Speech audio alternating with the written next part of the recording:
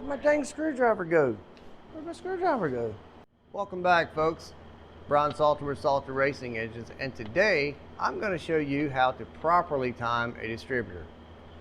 We had a request on YouTube if we could get this done, so we're going to do that for you today. Now, I'm sure all of us have watched the shows on television, and they go to install a new engine in the car, they go to crank it, and kaboom, they get this big flash fireball out of the carburetor or whatever system they're running, and they all look at each other like, oh my gosh, what's going to happen now? The show's going to end, the engine's messed up. And I've often wondered, you mean really? You don't know how to time an engine? I'm going to show you a very easy way to do that. So let's go.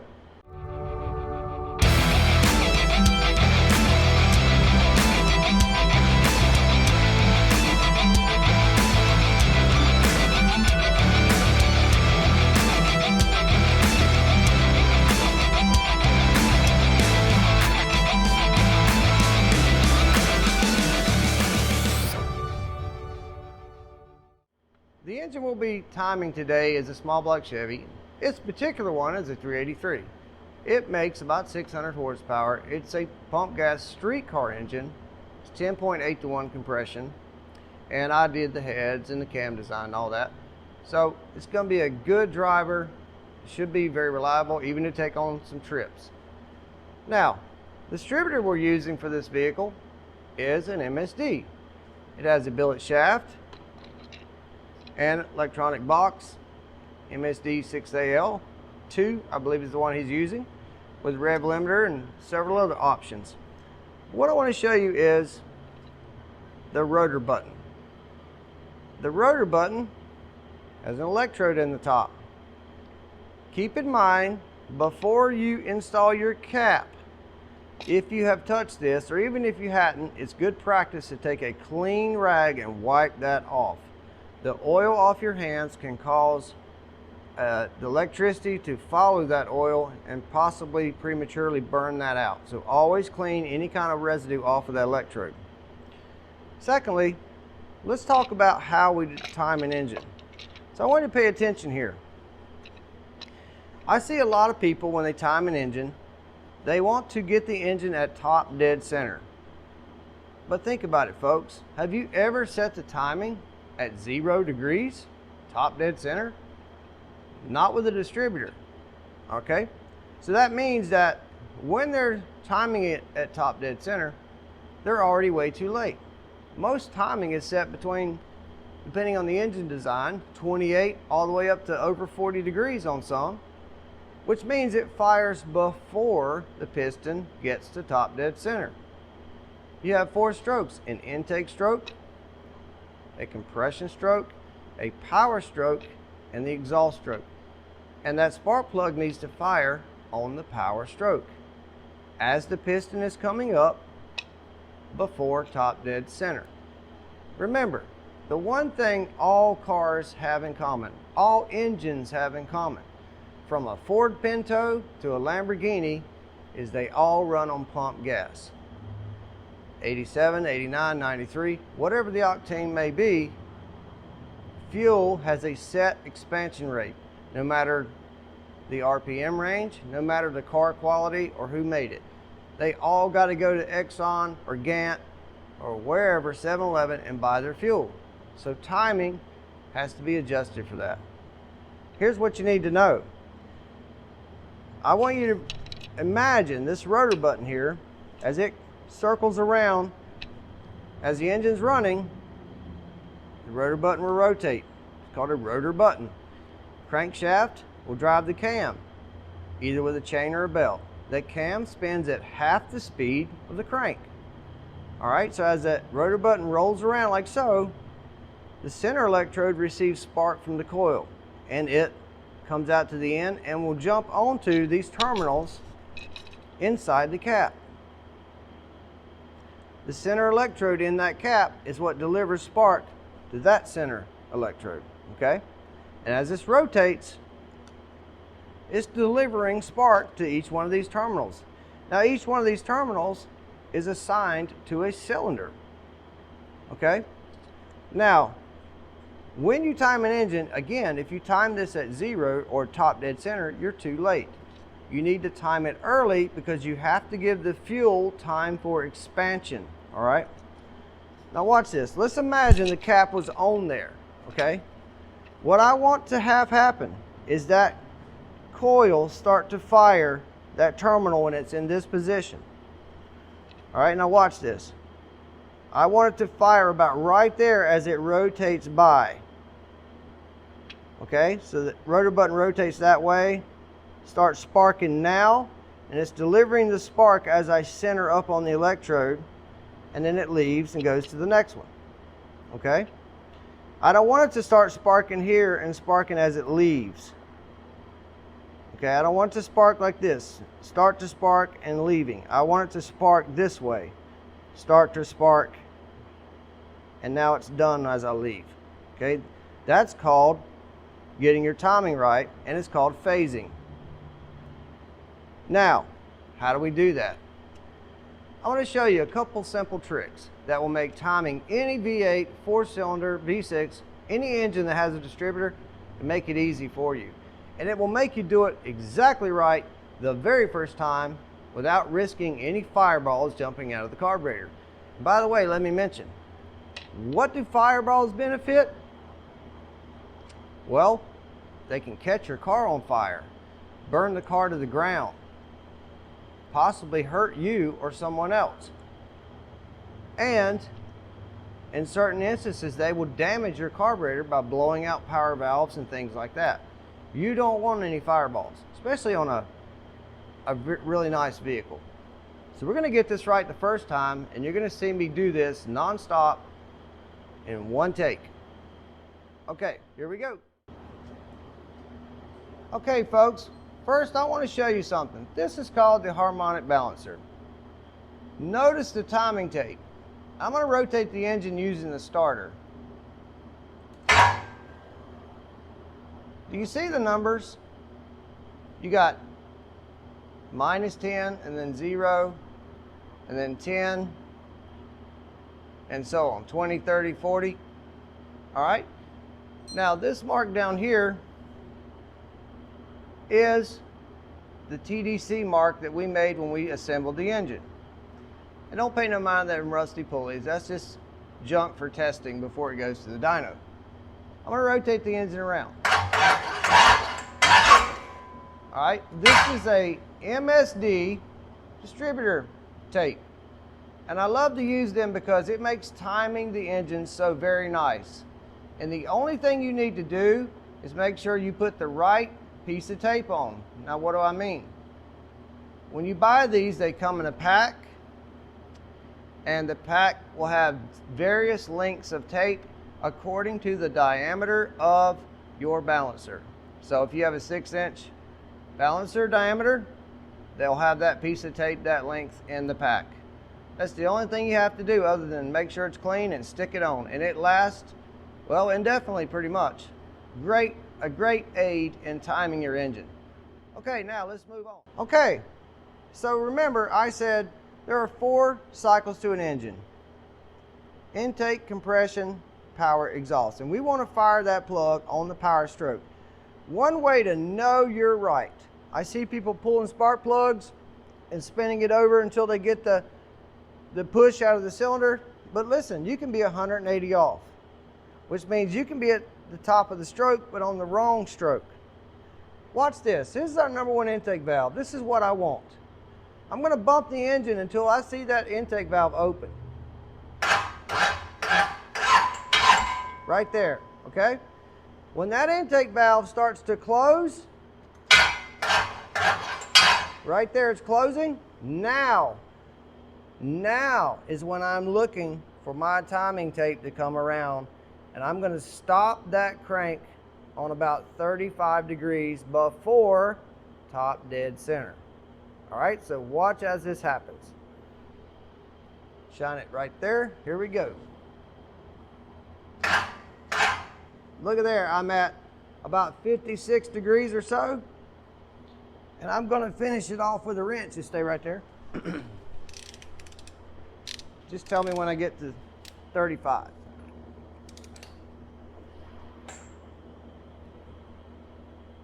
That's it. That's good, as long as it's close. Now, here's the thing, folks. We don't have to be dead on the money because we're going to fine tune it with a light, a timing light. Let's focus in right there. So we're at about 33 or 2, somewhere in there. I'm about half blind these days. All right, here's the next step. Okay, folks, now it's time to install our distributor. We've made sure we have the right gear, the right metal alloy. We've made sure everything's clean. We have made sure this is lubricated well.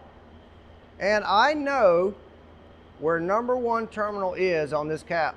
Now keep in mind, when my engine is timed correctly, I can actually put number 1 anywhere I want it as long as my firing order is correct. But I'm always going to try and go back to the standard Chevy firing order. So I've already know that this is going to be my number 1 terminal, and I just put a little 1 right there. So that means when I install this, because my engine is now 34, 33 degrees before top dead center, I know this thing is going to crank and not backfire and actually be very, very close when we actually start it. So here we go. I take my distributor, lay my cap out of my way here, and I'm going to start to install it. I have my gasket on, okay? Start to install it. And I want you to watch what happens to my rotor button as I engage the cam.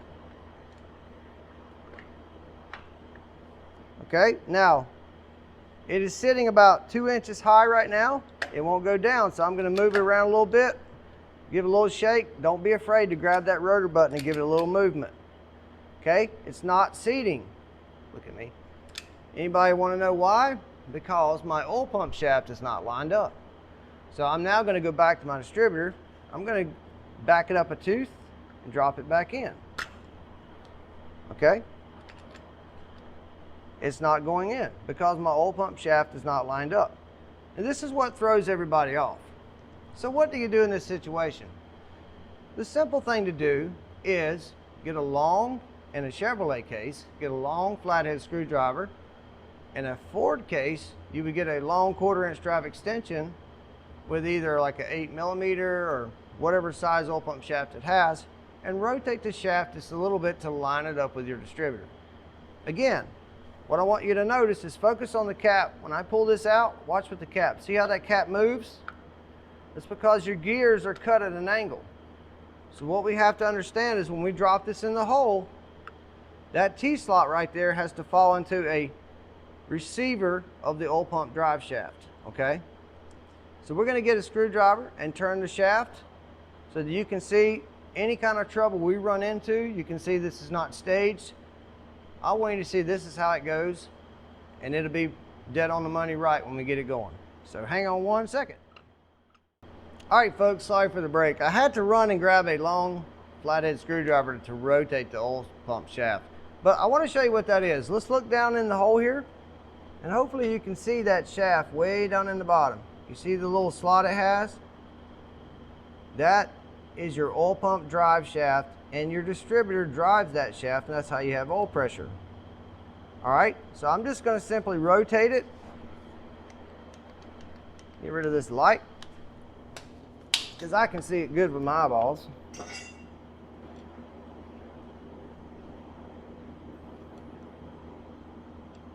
And it didn't need but about a 1/4 turn.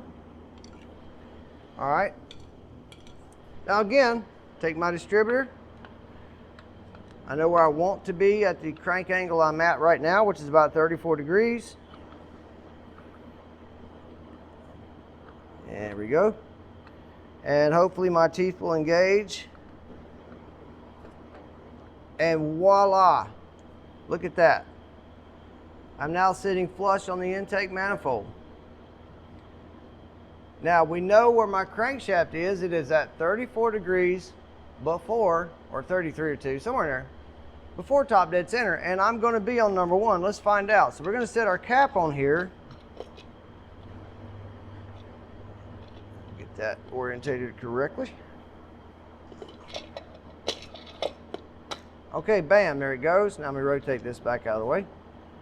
And here we are. Now watch this, what I'm going to do. It's a simple trick All right, I know where my terminal is on my cap. I'm gonna hold my finger there because it gives me a visual, and I'm gonna look where my rotor button is. Everybody see that? And then if you remember, I wanted it to start firing when my terminal was here, so that as it rotated, it would go through it. I don't want it firing here and going away from it. I want it firing going into it, okay? So by that visual, then I need to rotate this cap a little more. These little fingers out of the way.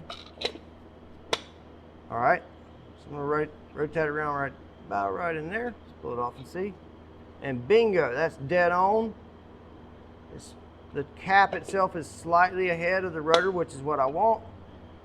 And now we can lock it down. All right, folks, man, I was not prepared. I had to go get a Phillips head screwdriver to put the cap back on. So now we're gonna put the cap on.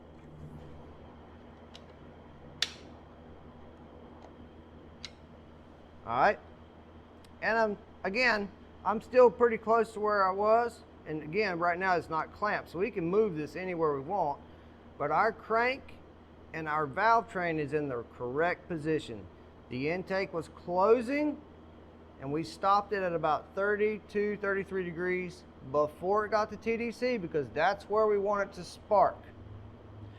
Now, on that note, very quickly, if you have an engine that requires 28 degrees of max timing or 42 degrees max timing, keep that in mind, okay? All we're trying to do now is make the engine start safely and run on its own so that we can fine tune it with a timing light. And I want to make sure you understand that. Also, this technique works on every single engine, okay? All you need to know is where your number one cylinder is. For example, a Ford will be up here on the other side. Dodge and Chevy are very similar. Pontiac, Oldsmobile, Cadillac, they have distributors even in the front, in the rear. They're all over the place. A lot of inline engines, distributors are on the side of the block. It does not matter. Get the number one cylinder. When the intake valve is closing, once that intake valve is almost shut, you should see that timing mark come around, and that's where you want to stop it about 30 degrees or so, 35 degrees, and that engine will fire up and run safely, and you can put a light on it and finish it up to where you want it to be. When I say safely, what I mean is you're not going to get backfires, you're not going to knock the bearings out of it, pre-ignition or detonation. You're just cranking it up to put a timing light on it. Now, one more other point. So many engines out there don't have timing tape on them, and maybe they're too old, rusty, greasy to put timing tape on them. Well, here's a pointer. Don't get to top dead center because it's too late. Stop the crank balancer about 2 inches before it gets to TDC, and you'll never go wrong. I promise you, you'll never go wrong. It'll start, it'll run, you can put the light on it and finish it off like a pro. Okay, get back to the distributor here. Now, I've got my cap on. What I'm going to do now is apply my clamp. And to do that for a Chevrolet, I have a special tool.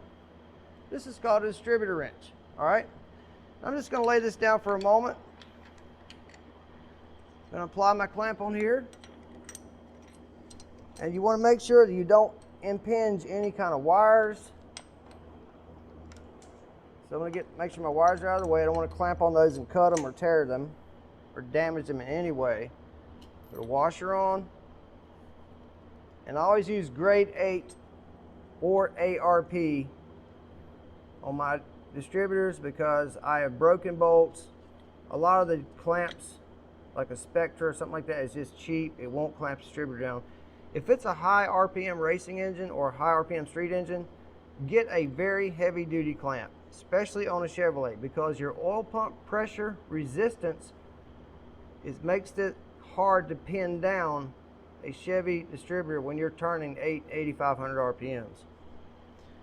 All right, now with that done, I got my handy dandy distributor tool here, and I'm going to easily get and just snug it down. I don't want to crank it down. I want it snug though. I like them just tight enough to where if I barely tap them like so, they move. Okay? I don't want it floppy. And I want you guys to look me in the eyeballs if that's possible right now. We're running MSD 6AL2 box. Now, if you've never been shocked by one of those, trust me, that is experience you don't want to learn from. I've been hit by these a few times, and one time I thought I was going to have to go to the hospital, okay? It literally felt like it knocked my heart out of rhythm. These things can kill you if they hit you on the right heartbeat. So be very careful. Don't put your hands on top of this cap or wires while this thing is running. So snug your cap up. You don't want it flopping around, where you can just tap on it easily and actually fine-tune your adjustment from there. Okay, next, we know our crank and valve train and distributor is now timed correctly. All we have to do now, put our valve cover on, set the wires back on, and hit the start button. So I'm going to do that real fast without stopping so you can see this is legit. And like I told you before, this is our junkie wires. All right, now watch here. We have a traditional firing order of cylinder 1, 8, 4, 3, 6, 5, 7, 2. Look at that, 1, 8, 4, 3. Crappy wire, but I don't care. It's a new wire, it's just junk. I'm not gonna mess up my $200 wires with greasy handprints. 1, 8, 4, 3, 6, 5, right? There's 7 is what I needed. Let's see, which one is this? This is number, oh, there we go, number 1. This is number 2. This should be 1, 8, 4, 3, 6, 5. There's number 5. Here's our coil wire. Get it off of all this jazzery stuff. Then we'll grab these here other wires. This is number 4, so 1, 8, 4. This is number 8.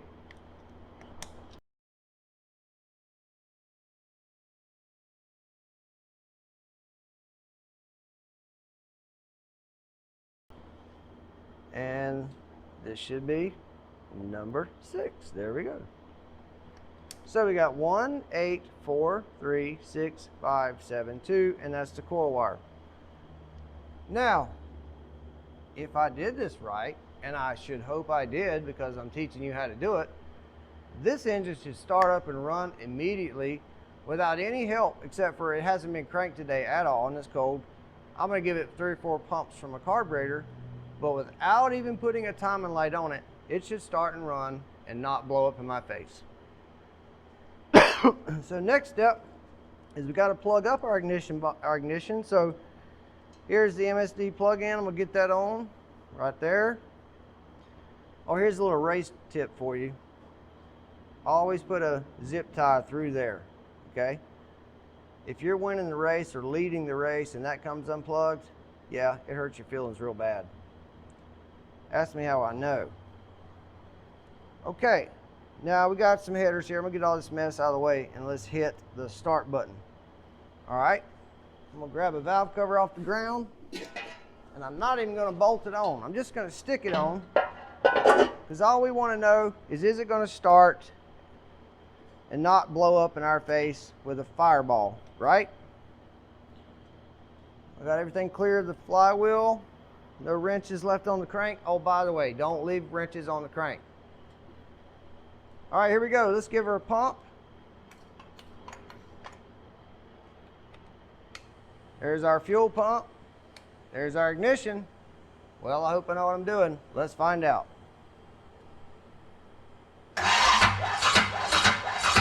All right, everybody hear that?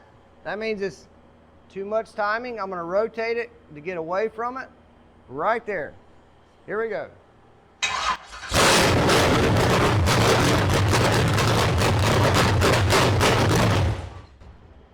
That's simple. No explosions.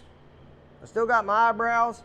All I have to do now is put a light on it and get it perfect. I hope you learned something from this. And again, this applies to any engine that has a distributor. Look forward to your comments. But hey, subscribe. I'm new to YouTube, but I've been doing this 30 years. Got a lot of things to back up what I'm saying. And I just want to show you guys some things. I'm not showing you everything I know, maybe later.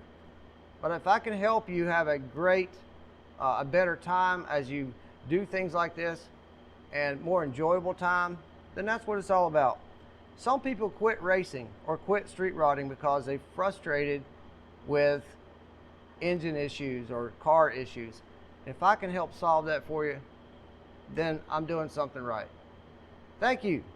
Subscribe, hit the bell for notifications. Appreciate you, and see you soon.